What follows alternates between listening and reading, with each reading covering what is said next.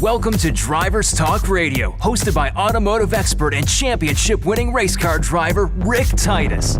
Join Rick, co-host Jay Dalton, and their team for informative and entertaining discussions geared for automotive enthusiasts and consumers alike. Enjoy in-depth interviews with industry leaders and influencers. Now, originating from its studio headquarters inside Shelby American in Las Vegas, it's time for Drivers Talk Radio and Rick Titus. And thank you so much for joining us. I'm Rick Titus. As you've already heard, this is Drivers Talk. Very, very excited because we got most of our staff in studio today. We don't see her very often, but roadtest editor and darn good friend, BJ Killeen, in studio. And here's the bummer. She only lives about 6 miles from here, but she's usually not at home. So that's true. I'm glad you're here. Thank you. I'm glad I'm here too and not somewhere back east. Let's put it that way. That's right. So, no, it's all cold. good. It's all good. Yes. Got a good looking road test coming up on the car that's frankly the most talked about, which has really got to be pissing off some people like Lexus and a few folks. Porsche's probably not thrilled. BMW, Audi, the list goes on and on, buddy. Who'd have thunk it? So I got to say that. Of course, the producer and co-host of the program, Jay Dalton, just drove over from LA this morning. Yes, high winds again. Yeah, we've had some campfires over there in Los Angeles. Campfires. Actually, that's really gotten even uglier because now that's moved towards Santa Barbara. Yeah, I can see that one from my kitchen window. It is. Wow. It is so far away. Yeah. And yet, the smoke from it is gigantic.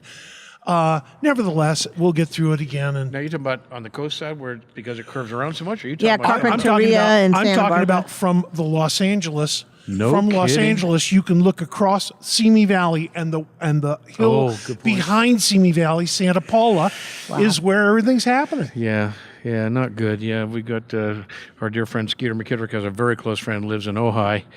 And Steve Canale, who's an actor of some renown, Ray Krebs from Dallas. Yeah.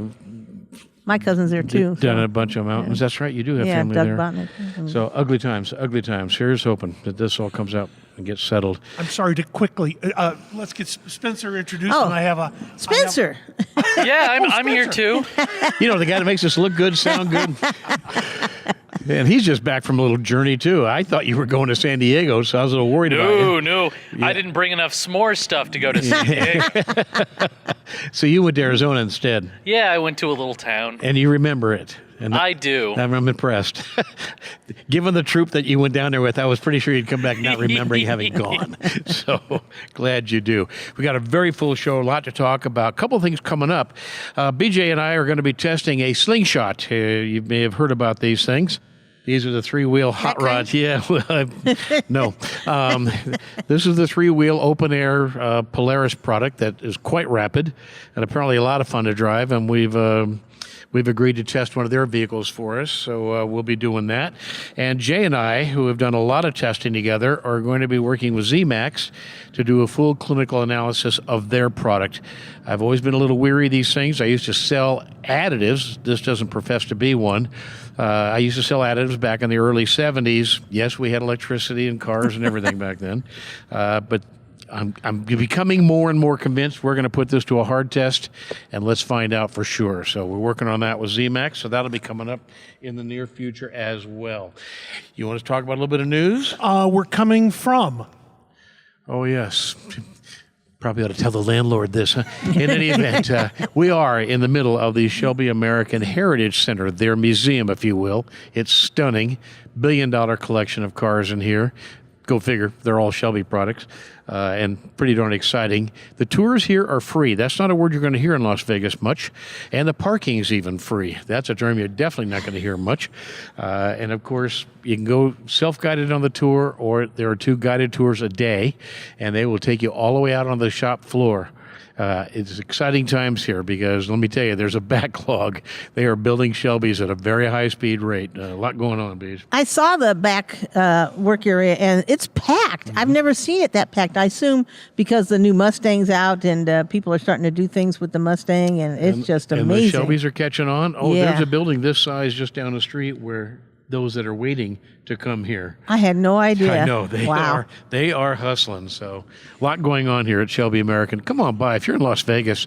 We're just off the Strip, just south of Mandalay Bay, and would love to see you. Swing on by, say hello. This has become one of the real automotive stops in America, hasn't Yes. it? Yes.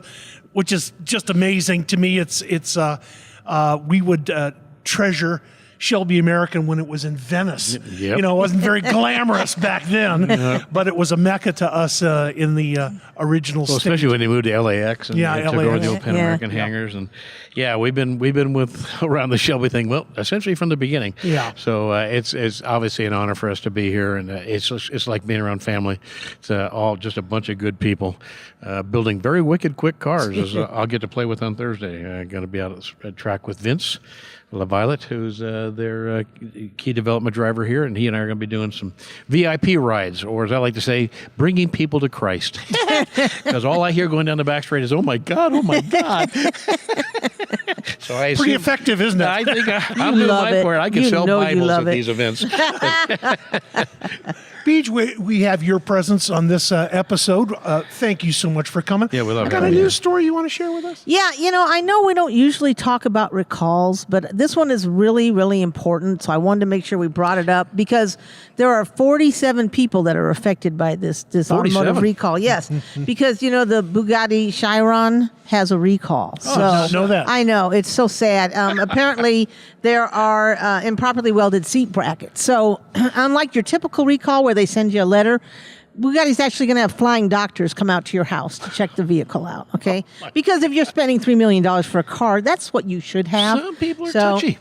I think it's important that, those 47 people make sure that $3 million car, which probably never gets driven anyway, is A-okay. So I just wanted to make sure for public safety, message We're that doing we our part. got that recall out. That was So, a public very service important. announcement. Yes. On that topic, Beej, if you don't mind me interrupting, I think we talk a lot about autonomous cars. And I think the first thing they need to invent a car that, when it gets a recall, automatically drives itself to the dealership, and when it's done being repaired, drives itself back, so you don't have to waste a day going back, as I've been doing with my Mercedes, going back and forth to the dealer, which I'm getting to know that route so well. It almost will do it on its own.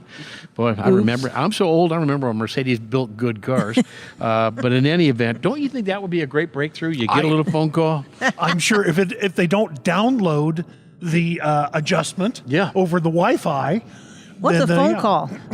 You mean you get a text that your car tells you, hey, I took off this morning. I'm going to the dealership. I'm not in the driveway Yeah, if you anymore. need somebody, I'll send another car for you. So, yeah, I'm not in the driveway anymore. Don't worry, nobody stole me. Leave I it just to went our the dealer. techie to take it all the way. And I frankly, know. I like that suggestion. Listen, you can bet that's been talked about already. Oh, sure. I mean, Oh, yes, sure. easy. Yeah. Easy. I've got one for you that's kind of cute. Spencer will put this on the screen for our YouTube channel viewers and see our a lot of motor in this podcast. thing, This is my dear Oh. friend Mark Tuttle. Yeah. Driving a Honda Gold Wing at Twin Ring Motegi in Japan. Japan. But what makes it interesting is the motorcycle is in full camouflage. Now, I never have seen come a on. camouflage I never have motorcycle. either. Is that unusual? I found that to be a very Let me unique see. picture. It's like camo. A camouflaged. They camoed the exhaust, Listen, the front fender. Like, oh man, okay. the new Gold Wing is out for Honda. It costs as much as a car, you know? A good car. A good It does, car. actually. I know. And what we're speaking of is mid-30s if you have a beautiful one.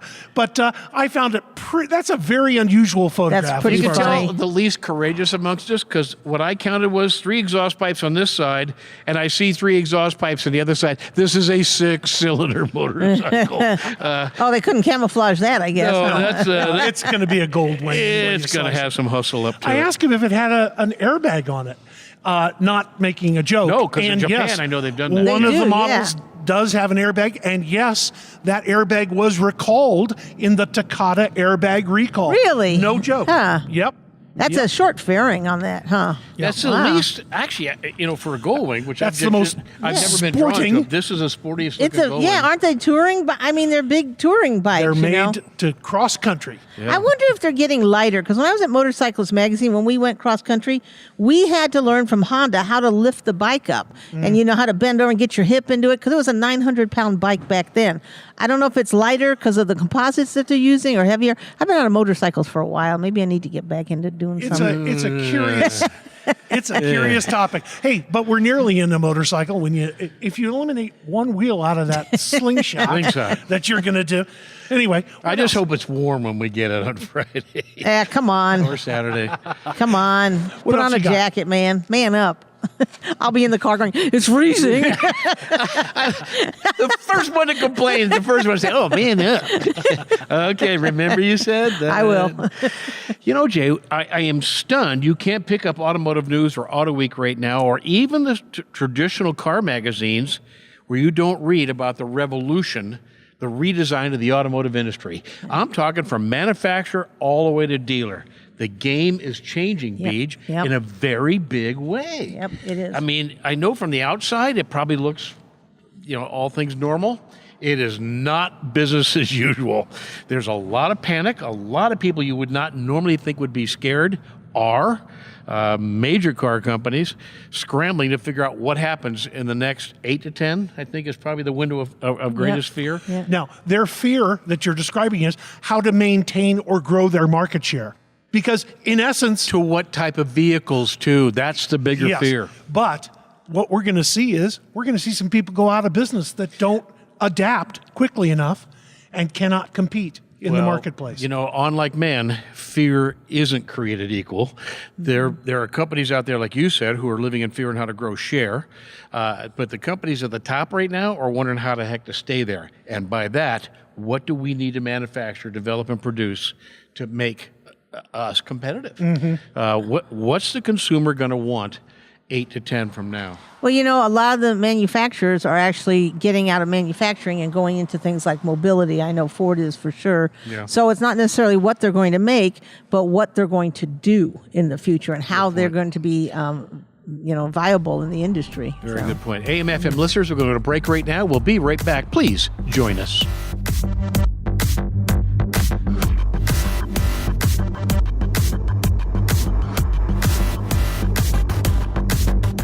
And thank you for rejoining us. We appreciate it. My name is Rick Titus.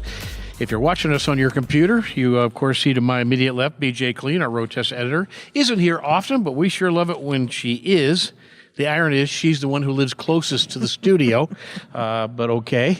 And of course, to my right, if you're watching us, is a longtime friend and producer and co-host of the program, Jay Dalton. Yeah, let's not mess up that title, Ricky. It's a lot of titles here. Spencer is the vice president, general manager, CEO, and CFO, and of course, all these things are true. co-producer, and he considers himself the star of the program. Spencer, you are. I've seen him in bars introducing himself as the host and creator. So, Hey, man. And when I say creator, he don't mean just the radio show. There's been a little shakeup here and there, specifically regarding motorsport. And everybody seems to have a criticism at the moment about their favorite sanctioning body that's taking care of something, whether you're a NASCAR fan or whether you're a Formula One fan or whether you're a drag racing fan, you can always find a complaint somewhere along the line about how they should be doing a better job. Don't you think, Ricky? You think? Yeah, no. This comes up a lot. And of course, we're all nice and safe on our couches, which handle perfect. I have With no investment. Mine's totally dead neutral. I can pick the throttle up really early. I've got an awesome handling couch. With the investment that could be summed up as in ham sandwich, right? Yeah, right. Right? That's about I didn't it. want to get into the drag issue, but since you brought it up, I do need to reduce the drag on it a little bit. All right. Get down to chutes a little quicker. This particular story I like to call rulemaking, because the NHRA has a little problem, the National Hot Rod Association. Well, they've really annoyed some people this time. In charge of drag racing, and they stir things up every once in a while, but they have a little problem with their pro stock class and how to keep pro stock relevant. So they about a week ago, decided to just drop a little bomb on Pro Stock. And the little bomb they dropped on was one sentence in the rule book for 2018. Just a single sentence. And it is? It is. Don't come here next year. Any currently approved engine combination is applicable in any current approved body. Ready? So if you have a Ford, you can run a Dodge engine. If you have a Chevy, you can run a Ford engine. If you have a Mustang, you can run a Camaro engine. Okay, why does that matter? Some engines have more parts than others. Some engines are completely developed. This one sentence is like it takes the entire salad bowl and throws it up in the air. Like, okay, boys, you choose the best body you can find, the slickest body, and the best engine. This is stupid. I know this is stupid. This has sponsorship ramifications. Yeah, the likes big of which, time. Yet. Why would they do this? They would do this because it just got to a stale point. Okay. It got to a point where they couldn't figure out what their direction was, although they had something like 9 different victors during the season that we just finished, and a complete surprise winner, Bo Butner won the championship this year in Pro Stock, but they found that they just needed to shake it up a little bit. So again, one sentence, put any approved engine in any approved body. Let's see what you do with that, boys. That's a pretty open-ended rule Let's book. talk about sponsorship, because this is vital. You have a Ford product, you're running a Chevy engine. As Ford, I don't want to advertise. Exactly As Chevy, right. I don't want to advertise. You're going to watch a lot of money walk away. This is going to, if people decide to do this. So if you win and you make money from the win. Who's advertising it? Well, at the Who moment, runs the win ad? At the moment, Summit is advertising it. Jegs is advertising it. Yeah, they can't carry the whole sport. Thank you. They can't carry the whole sport. There's a lot of privateers out there. My father also. once won a race in a car that had Goodyears in the front and Firestones in the rear. He went up to Goodyear afterwards and said, your tires really did all the work. You should give me the $400 contingency money. Jerry, yeah, really glad. And he goes, and they crossed the line first. Then he went over to Firestone and tried to convince them that they should give him contingency money because, they really put the power to the ground. It didn't work, but it was worth a shot. It's going to be very interesting to see what happens, I because don't think it's good. the ramifications where Ford can go, you know what, if you're not even running our engines, we don't even want to help you out with the body. So just go ahead and go to Chevy. And you think a company like Ford is iffy enough on drag racing Yes, to begin with. yes. This is going to do some damage, and there ain't nobody going to win in a Camry body now with a Toyota motor. I mean, they're all going to have Dodges. Yeah, anyway. not, Hemis yeah, and Chevys. yeah. It just skews Let's the see whole what thing wrong. Pro Stock was supposed to be about the products. My advice, back away from the nitro and the methane, guys. Get away from that. You've been sniffing too many fumes. You're going to have to follow this, Jay, because it's going to be interesting to will. see Oh, what sure. the car builds are going to be. Oh, sure. And Yeah. believe it or not, there's been enthusiastic acceptance of this through this Pro Stock Well, for series. fans, I love the idea. I think it's great. Complete mix-up, a complete hot Yeah. rodization again. Yeah, and that's fine. But for the You were speaking of sponsors. Another thing that came across my desk, I wondered if you saw it or not, was from Toyo Tires. Yes. Toyo Tires is getting seriously involved with Spec Miata road racing. I saw the money. Through the NASA series, the Yeah. National Auto Sport Association. Like the playoffs for Spec Miata is going to pay $80,000. yeah. What? Miata racing is big time, you know? You don't think there'll be any bent fenders and doors on that one, do you? Well, I don't know if I think once you bend a Miata, it's pretty much done. There's no fenders and things to bend. Wow. So it's like, yeah, That's going to be rough. it is. There's going to be some They're going fighting. to be playing rough. There's some good racers in there. They're young. There's a lot of females They're in brave. They the Miata haven't been spec hurt. because you can afford it. So you're right. This is going to be some actually pretty good racing. So I like that idea. Teaches you a lot, Ricky. Why does it teach you a lot? Well, because there's no spare horsepower. You have to be smooth. Yeah. You have to be efficient. You have to keep the car balanced because you basically don't want to lift that throttle any more than necessary. But at the same time, you don't want to risk scrubbing off any more speed than necessary. And I have found that if you lean hard enough on the other car, he's scrubbing off speed and you're doing pretty good. So I don't know, Jay. You were not making that up. No, I wasn't. I mean, that was seriously in endurance racing. It was. I'm not going to say the norm, but let's just say it was practiced. Yes. Have Some people you did that. been in one of the Miata spec cars? I never have, and I've always kind of wanted to try it. You know, it's got to be fun. I haven't done it either. I've talked to a lot of people that have. I know a couple people that do. But because the car is so balanced naturally, it would just be a fun car to drive I think it'd be around and fun. racing it. I think you would have a really good time. doing Thanks. It something kind of like plays that. to my driving style. It does, So, yes. yeah, that would be fun. Yeah. Has anybody endured the start of the season of Formula E? Spencer is a huge fan, I hate you. huge fan of Formula E. Formula E, the electric version of open wheel racing, like They IndyCar racing. They or look like Formula One cars. Yeah. They look like Formula One cars. But they sound like this. Precisely. If you can And that's on the start. Yeah. It's tragic. Their season began in Hong Kong on a 2-day event, a Saturday. Really? and I Sunday. hadn't heard. Hadn't heard. So I endured race day number 2, and the first thing is number 1. The start was delayed because they couldn't get the green light to work. I'm not joking. Now, we had this kind of banter on the television through the announcers. Well, at least they're not overheating the cars. Well, because they're not running, because they're sitting on the grid, they're all electric battery powered. Wait. They're not overheating I got a the question. cars. How long before you fell asleep in front of the television? It lasted 2 minutes. Like, what are we going to do? So then we had the thrill of the race starting behind the pace car. Let me tell you, that is how you want to start day 2 in Hong Kong. Yes. And then there was a my. couple of desperate moves and a couple of passes. But other than that, it was kind of like watching traffic go by. It was kind of like watching the electric go-karts at K1 speed. You know what I mean? There's just not much. I detest street circuits to begin Yeah, with. they're They are horrible. Yeah. And they run these particular cars in the middle of town, I guess, to get a different audience. Sometimes I parking guess. lots. I mean, it's weird. They don't use traditional racing venues. Spencer, did you get this channel added to your cable? Oh man, did I? I called and no. I was just gonna. You know, I think Advice. they. No. If you just put background footage of like go karts at like a Chuck E. Cheese or like a Scandia, it'd probably be better. Probably They better make racing. more noise. Malibu Yeah. Grand Prix. Here's the thing. There's a lot of, I'm going to use this term as a little harsh, a lot of Formula One reject drivers in those cars. Yes, there are. Guys who tried to make it to Formula One and haven't yet. There's talent driving them. Yeah. No, I was gonna say something really mean. I won't. Do you know what though? I mean, There's- But for if- 2018, you're turning over a new leaf? What's going on? as a driver, you just want to drive, and you know this more than anybody else, Ricky.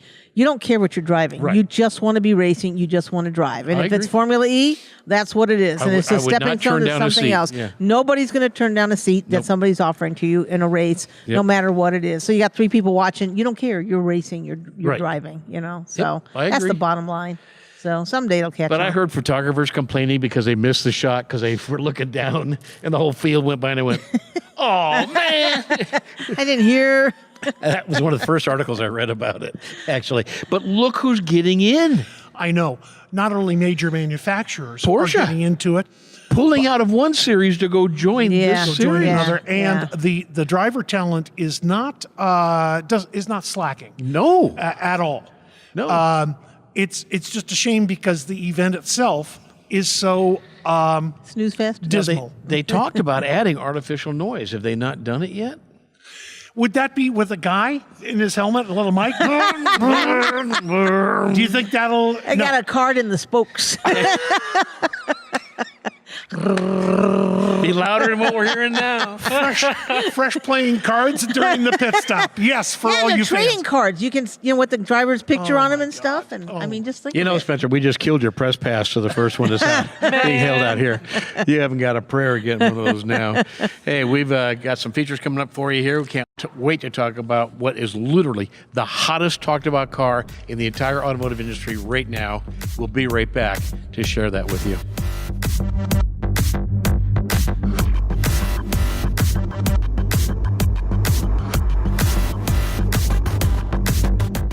And welcome back. Rick Titus, BJ Killeen, Jay Dalton, and Spencer Crick. In short, pretty much all of our staff in town together.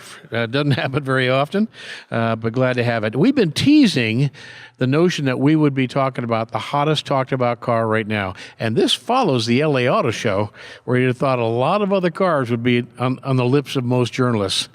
Believe it or not, that's not the case. Beej, you want to break the news? Yeah, I had a chance to drive the new Kia Rio. Oh, no, it's not. That's not the one they're talking about, right? That's not the hot one right now. Not the Good Kia, joke. okay. Yeah. The Kia Stinger, all right? The Stinger, and I'm sure by now everybody's read almost all the reviews. I've actually waited to post mine to spread out the news a little bit more for Kia because everybody did it the first week and Good then point. it dries up. So I Yep. thought I'd wait a little bit. But the Kia Stinger is their new sports sedan. Now, people think it's a coupe because it kind of looks like a coupe, but it's actually a sedan. And this is interesting because manufacturers are constantly trying to find a segment that they're not playing in. And Kia has been known for what? I mean, when they started, what were they? Well, when Go they ahead and started, say it. Mostly under recall. it was very low end. Very low end. Very low end. Yep. Entirely imported Yep. vehicles. Yep. And I want to remind you of a story, BJ. Okay. Do you remember going down to the Kia offices in Lake Forest in Los Angeles, Orange County area, Yeah. and enjoying the company of Gino Effler Yep. at the time, PR guy back then. PR guy for Kia when they first started, and Gino fed us hot dogs. And gave us the Kia Sedona minivan to drive around and said, "There's the minivan. Go take it for a while." That's what he And that was a press. That was a press event. Yep. Yes. Yep. Hot dogs and a Kia minivan. Woohoo! Well, I've been there from the beginning, since Dick Macedo was the president. When they introduced it, and they're the very first Kia Sophia, if you remember that, lovely piece of work. But Kia, you're right. They've been known as entry level, as low end products, just get in the market and get it done. And now they have completely transformed themselves. And even the head of Kia right now, Michael Sprague, said this is what Kia calls its inflection point. From this point, this is where they leave the old Kia behind and they move into the new Kia. And we're talking a world where there's quality, there's performance, there's style, and everything else that every other major manufacturer is known for. Spencer. I've been checking out their commercials, their new ad campaign. It is awesome. Yep. They are making a statement. I like. And you're absolutely right. With this vehicle, what they're doing is absolutely making a statement. They are saying that we can compete with the best in the world. So this is a segment that they have not played in before. They've really had no reason to be in there before. But a lot of you guys have been to the auto shows. You saw the GT concept that they had. I think it was last year. Where they said that they're going to bring this vehicle to market, and they actually did. I know exactly that. Does not happen often. No, it doesn't happen often. The original idea for this Kia Stinger, from what I've read, came out of a show car called the Kia GT Concept, Right. out of in Frankfurt in 2011. That's what I'm so talking they've about. been mulling this around. They've been developing this for years now. But I want to point out one more thing. They weren't devoid of performance because our friend Darren Skilton used to race That's correct. off-road Right. in a Sorrento. Was it? I can't. I think it was the Sorrentos, yeah. I think it was a Sorrento. Yeah. It was one of their off-road vehicles Right. that he built for Kia, did a lot of work in the United States series, and then took it to Dakar, if I'm not mistaken. I think it was twice he Right. went to Dakar. Well, one thing I do want to make clear is they've got nothing on their lot they need to be embarrassed about now. Right, that's absolutely correct. Their minivan is really good. I Right. mean, they've got good products. They have excellent products, all But their now, SUVs. this has been the attention getter they begged for. Right, and you're talking about performance and racing, but racing an off-road vehicle is completely different than trying to create a world-class sports sedan. And they really have stepped it up. And how they did this, and you guys know Kia, the heads of state there are really smart. So they got Peter Schreier as their head designer, and he has done a marvelous job, and he did a great job with the Stinger too. But then they went to BMW, and they got a guy named Albert Bierman, and they put him at the head of Hyundai Kia high performance development team, and he is responsible for the handling and the performance of this vehicle. And I'm sure they've got a slew of engineers doing it, but he is the one that spearheaded it. So Kia's brilliant. If you're going to look for the best, go to BMW, the guys who know how to do handling and performance and dynamics. With and ride bring quality. with ride quality, and there's bring the them key. here. And Yep. so between Peter Schreier's design studios, around the world, and with Albert Bierman, they really created a vehicle that is truly exceptional. There's no other way to put it. And I give Kia credit because think about it. What other vehicles are in this segment? There really isn't another vehicle that kind of plays in this segment that has the kind of performance and the styling. It's a four-door sports sedan, but a really solid sports sedan. Not at this price point. You might That say is that correct. Audi does. You might say that. Yes, but- not at this price But point. twice the money. The vehicle starts at $32,800. I was okay? shocked. Can yeah. I clarify something? Because there's going to be people in our audience that think that we're talking about a front-wheel drive car. We're not. We're not. We're talking about a pony car. We're talking about Rear-wheel drive or all-wheel drive front car. engine, rear-wheel drive, or all-wheel drive car. Right. This is very strange and for Kia, but it's come out of the Genesis platform, hasn't it? Yes, absolutely. It's come out of the Genesis platform, the 80 and the 70, I believe. So it's they're not messing around here. They really did. They took on the Audi A7, the BMW 640, the Lexus GS, Infiniti Q50. They really went up a level big to deltas, fight yeah. against it for their benchmarks. Yeah, Spencer. Would you call this a millennial-inspired sports car? That's funny that you would say that. Maybe so. It might be. I don't know if millennials are quite there yet because the car I starts actually at hate 32. you for saying it, just so the you car know. starts at 32, but you can get up to a GT2 for $50,000. I priced one yesterday. Yeah, and it came out to 50. Yeah, 50,000. But so it is. But I'm not sure if millennials have been exposed to this enough where it's something that they're going to want, or if it's actually for people who want the Audis and the BMWs but can't quite afford it. Yes. Because it's the sedan part and that really makes me think millennial. Because they like more practicality, and a coupe doesn't really offer that. Yeah, but don't fall for that because Audi and BMW have been selling sedans that really hustle. Jaguar's now in that Okay. game. I don't think millennials will get a nosebleed over this or anything else for that matter. But I think we ought to point out also that Kia currently, this is their 6th sedan. Yes. When they start with Rio Forte Optima, the Stinger fits in next, Cadenza, and K900. It only fits in as a lineup. It doesn't fit into what the other sedans were all about. And this does share that K900 platform with let's the let Genesis. the poor girl too. do her rotation. No, that's okay because this is all part of the discussion because this is a big discussion on this vehicle. Again, as Kia said, this is their inception point. This is where everything changes for them and people start to think differently of them. I mean, they even took on the Porsche Panamera.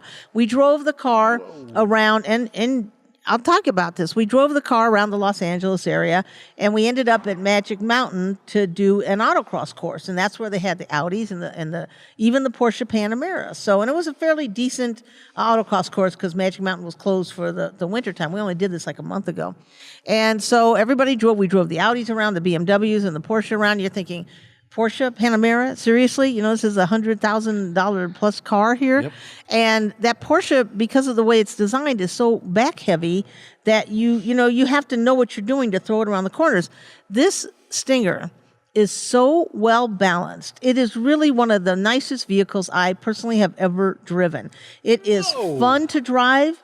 It looks good. I only have a couple little things that I could take or leave, but the way that they've built this vehicle is just one of the most exceptional, especially when it comes to price vehicles that somebody can own. And I think that people at least need to go give it a test drive before they buy the Audis and the BMWs and the Infinitis. May I ask? Yes. Were you driving and comparing both the V6 and the 4-cylinder? We were driving the V6s. We did not have Not the the fours. four-cylinder. And mostly, I think part of that is because the fact that they like to show off all the features and all the trim levels and things like that.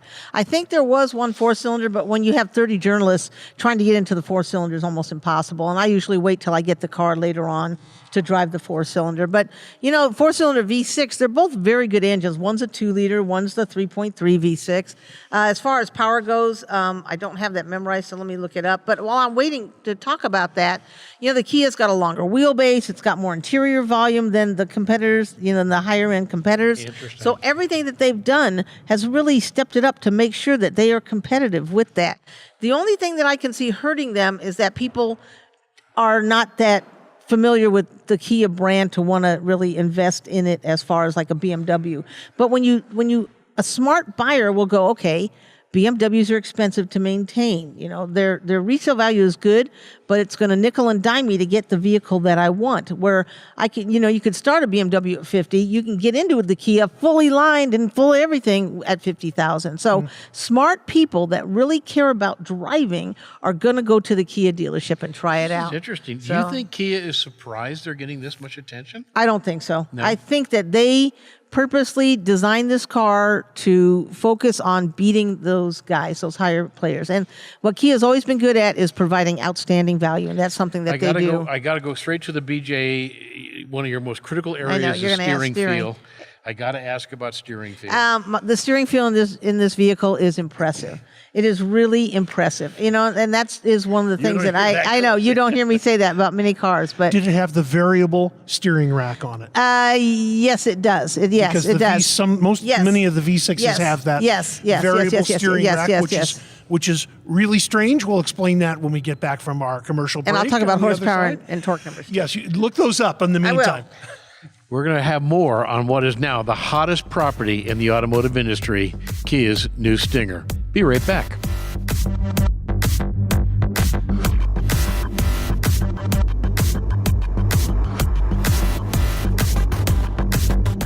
And welcome back to Driver's Talk. Rick Titus, BJ Killeen, Jay Dalton, and Spencer Crick coming to you from Shelby American right here in Las Vegas. You can actually watch them building Shelby products. Yes, that includes Cobras, Daytona Coupes, and Ford GTs, but it's the Mustangs that move out of here at a pretty heavy rate, and they have become quite rapid. We are now looking at Super Snakes at 1,000 horsepower. So, yeah, there's some scoot in these puppies. Again, the tours are free. The museum or Heritage Center is awesome, and it's one of the best gift shops on the Strip. Something Boulder Dam could learn something about, as opposed to the goop and junk they sell. Anyway, please come on by and say hi. We're going to continue our report now. BJ has driven the much talked about, the much touted Kia Stinger. I know that sounds hard to believe, but Kia's kind of been that quality angel stuck in the closet and a lot of people didn't know about. They've been building good cars for a while now, but this one got everybody's attention. Yeah, I've been a Kia fan for a long time. I mean, really we own a Kia. We've liked Kia vehicles. I've been there since the start. And I admit, at the start, it wasn't, the greatest car in the world, but I applauded them for what they were trying to do with bringing low-volume, low-price vehicles to the masses. So they've done a good job. So horsepower and torque, we talked about they've got a 2-liter twin-scroll turbocharged 4-cylinder or a 3.3 V6. The 4-cylinder is the Theta 2 engine, 255 horsepower and 250 just going to say, a twin-scroll supercharger. That thing must make some It's pretty impressive. It is. But the V6 is a Lambda 2, 365 horsepower and 376 pound-feet of torque. Now we know why this thing's being talked about. I'm telling you. What's nice about it is, a lot of times with turbocharged engines, you know this as well, that sometimes it's a light switch on the throttle, right? You have to wait and it spools up and bam, it goes. This one is the most progressive power. You just have it just nice and steady all the way through the power band. The minute you put your foot on the throttle, there's no lightning switch. It's just smooth and just keeps going. I mean, is turbocharged or supercharged? Supercharged. Supercharged. That's supercharged. No, this is a turbocharged. twin-turbo. This is twin turbocharged. This is not supercharged. This is turbocharged. It's a twin turbo. So it's really impressive on this engine. I mean, it's outstanding. They're saying fuel economy, not that people care, is 25 to 29. We saw about 20.2. But again, we were driving it, really a little hard. All right, I'll admit. So it was Mark Maynard from San Diego Union Tribune and myself. So we were having a good time. Made it to an 8-speed transmission that was designed in-house. Wow. Which is, again, they're starting to do a lot of their own designs and creations. It's a second generation of the transmission. I'm waiting for you guys to ask me the big question: why no manual transmission? Right? Well, emissions-wise, I know that's a challenge, and of course, automatics have become so good. Yep. Why do it? That's exactly what it is. Kia said that the manual would be about a 5% take rate, and the development cost to create that just wasn't worth the effort. Was it a paddle shifter? Yeah, you can get the could paddle play? shifters on Okay. the You can on play. the What often goes GTs. unsaid also is that you have to certify that powertrain. Yes, you do. So it That is doubles correct. all the legality And that's what That is correct. functions. You know, and something else Kia mentioned too is that they are not trying to be a full-fledged race car. That is not what this car is about. They're not trying But to I'll have bet they people race going to. it. Oh, they probably will, but you know that's not what it's about. It's about developing and designing and delivering to the public a great vehicle, a fun vehicle that's performance oriented, that's fun to drive, that isn't going to break the bank, you know, unless you go all the way to the top level. Even at 50,000, when you pair it up to everything else, you're talking 20 to 30 grand less than what the competition is concur. offering. So, you know, it really is bottom line. It's a great vehicle. They did a great job. Again, it's rear wheel or all wheel drive, and you can get a limited slip differential on the GT2 model, the top model, but you can send up to 50% of the torque front to rear depending on what's needed. So it's really good. And they've got Brembo brakes. You got Brembo brakes standard on this thing. So- On the V6s. on the V6s, I'm sorry, on the V6s, you're right. 4-piston front calipers, dual piston in the rear. You know, it's I can't even describe how great this vehicle is because, it really rides and handles extremely well. Kia really has done a great job. That's the best thing I can say. And I haven't even talked about the interior yet. You know, they've got a killer Harman Kardon audio system in there, something like 720 watts of power. You know, it's An ear bleeder. I love it. that's what I like too. The interior is well appointed. They've done a nice job with ergonomics. How about model breakdown? Have they done a good job of that? Yeah, actually they have. So there's 5 different models. There's the base Stinger that starts at $32,800. The premium goes to $38,000. The GT is $39,250. The GT1 is $44,150. The GT2 is $50,000. So there's a lot of content. You know, even in the base model, there's a lot of content that we saw, and they just have done a nice job all the way around. They have a flat bottom steering wheel, which I love because you can hold it like this, even though you're not supposed to when you're driving. But Boy, you it's just knew that kind of was a nice. mistake to say, didn't you? Yeah, I know. But I admit it. I drive like that. You know, it's like they also have drive modes, and that's something Kia's had for a while. But their drive modes are actually kind of cool because they have 5 different drive modes. So you don't always have to drive it like an idiot, you know, when you're going down the road. So you have the eco mode. So when you care about fuel economy, you've got that. They've got the sport mode, obviously, which changes the shift points and the suspension.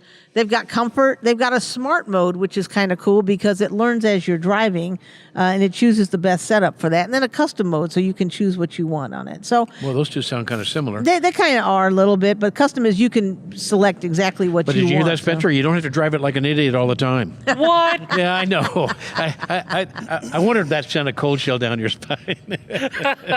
You know, bottom line, I mean, driving around Southern California, we got stuck in some traffic, and you're thinking, no. yeah, just a little bit. Oh, but, it must have been an accident. well, you know, most of the time you're thinking I'm in a sports sedan.